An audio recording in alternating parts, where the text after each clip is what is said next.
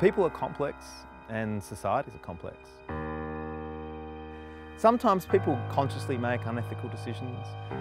Sometimes people do evil things, but a lot of the time people are doing what they feel is the best thing in a particular circumstance. I want to believe that overwhelmingly people are good. Seems people, when they get into leadership positions, also seem to forget themselves. Ethics is the most fundamental problem on the planet. People suddenly say, oh, now put on your ethical hat. How do people make decisions that exploit others? We just want to gather everything for us, even at the cost of others.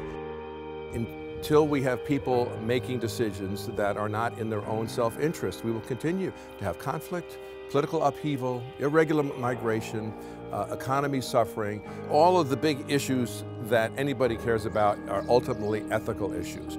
People who feel generally unable to change a lot of their ethical environment are caught being unethical just to survive in that environment. They feel like they can't do anything about it.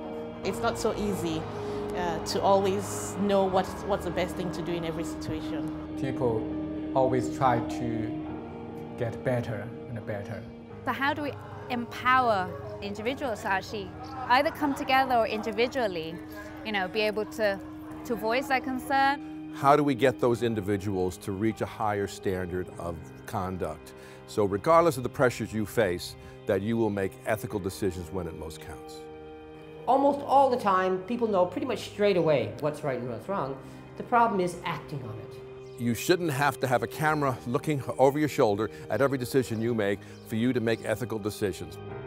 If we are to deal with challenges that are the core, that is integrity and ethics, we really need to focus on what can be done by generations to come. Because, let's face it, and let's be honest with ourselves, my generation, has done a lousy job. If we have any way of atoning, it is by focusing and preparing the next generations of doing a better job than we have done.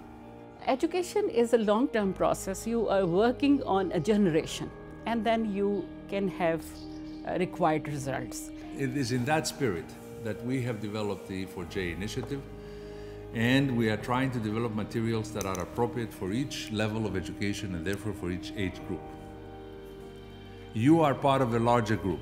You are part of a group that brings together over 70 experts from 25 institutions, and that is in order to arrive at the development of these modules only. Coming up with these E4J modules that will be available open access globally gives instructors and students a tremendous advantage. We have experts here at today's meeting from 30 countries around the world, and there are many others who have contributed to these.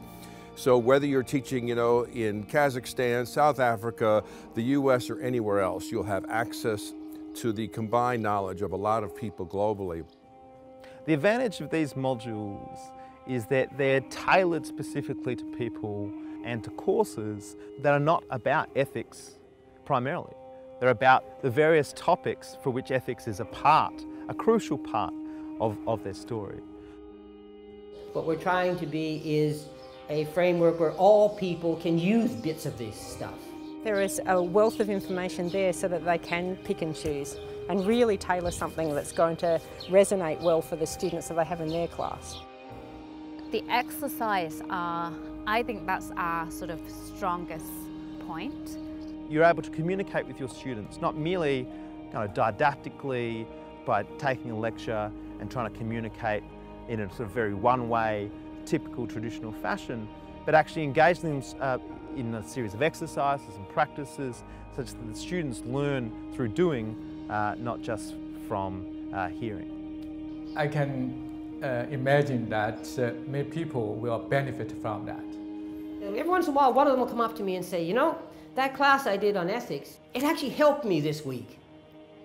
I feel optimistic about it. I think they're so exciting. I have quite high hope for these modules. I'm hoping that lecturers, the faculty, would find it easier to put in ethical content in their courses, even if they don't normally teach ethics. And I'm hoping that that will have an impact on the way the students see themselves and live their lives beyond the practice of the professions that they take up. What we're looking forward to is you're using the modules that are being developed and inspiring your peers to use these modules also in education. Just think that if you and the others who are participating in this smaller version of the network teach one course, the numbers of people who will benefit, of students who will benefit from it, can easily reach thousands.